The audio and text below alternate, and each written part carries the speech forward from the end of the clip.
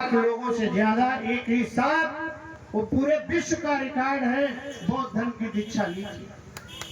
और हमारे लोगों को बहलाया जाता, फुसलाया जाता, दुश्मनी बनाई जाती कि आपका मुस्लिम दुश्मन है। दोस्तों, मैं आपसे बताना चाहता हूँ, दबे कुचले समाज के ऊपर अत्याचार कभी किसी ने किया है तो अपर कास्ट के लोगों की ने किया है। मुस्लिम समाज ने कभी अत्याचार नहीं किया, हमेशा साथ देने का काम किया है। क्या बाबा साहब की शिक्षा की बात हो, और पहली बार जब उन्हें संसद में भेजा गया ड्राफ्टिंग कमेटी का सदस्य बनाने के लिए, तो बंगाल से मुसलमानों ने चुनाव जिता के भेजा था। ये आप जान लीजिए। हमारे हक अधिकार के लिए मुस्लिमों ने हमें कभी नहीं रोका, बराबर का सम्मान दिया। अगर किसी ने हमें बराबर नहीं बैठने दिया तो यहाँ के सामंतवादी लोग, यहाँ के मनुवादी लोग, वो मनुवादी लोग जो आपको नहीं चाहते थे कि हमारे बराबर में बैठे, उन्होंने हमेशा हमारे साथ भेदभाव किया। अगर हमारे बच्चे ने उनका मटका छू लिया, उनका ग्लास छू लिया, तो उसे जान से हाथ धोने पड़े। ऐसा इस देश में अत्याचार हुआ। और आज की बात में हमें बता देते कि आप हिंदू। अरे किस बात का हिंदू? वोट के समय हम हिंदू हो जाते हैं और उसके बाद हम पासी हो जाते हैं, हम चमार हो जाते हैं, हम धोबी हो जाते हैं, धानुक हो जाते हैं। हमें जातियों में बांटा गया। मैं तुम्हें थोड़ा और पीछे ले जाना चाहता हूँ, इस देश के इतिहास के बारे में अवगत कराना चाहता हूँ कि भारत में पहले जाति व्यवस्था नहीं हुआ करती थी। जाति व्यवस्था से पहले भी थी वर्ण व्यवस्था।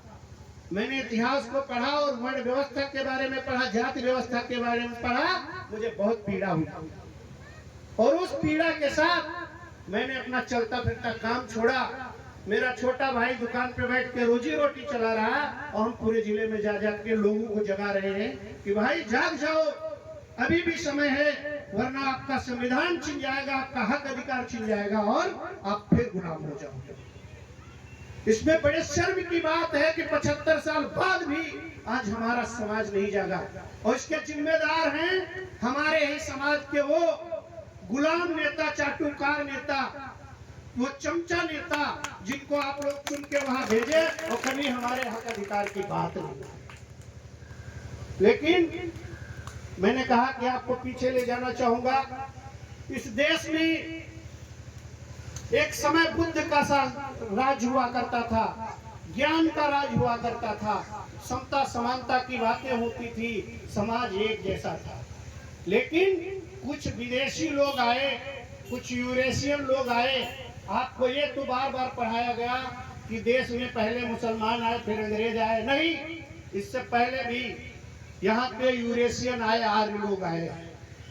और इस देश के जो हमारे राजा महाराजा थे, कभी सीतापासी, कभी बिजली पासी इस क्षेत्र के राजा हुआ करते थे, कभी लाखन पासी, ऐसे जो महान राजा हुआ करते थे, ऐसे राजाओं को खत्म करने के लिए अपनी सुंदर कन्याओं को उनके साथ भेज करके उनको छल कपट से राज्य हथिया लिया गया, पूरा का पूरा शासन हथिया लिया गया।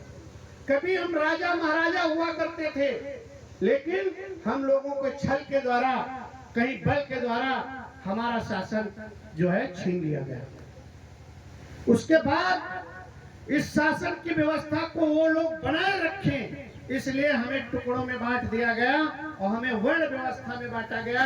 वो 4 वर्ण थे, एक था क्षत्रिय, दूसरा ब्राह्मण, तीसरा शूद्र और चौथा वैश्य। 4 वर्णों में हमारे समाज को बांट दिया था। और चारों वर्णों में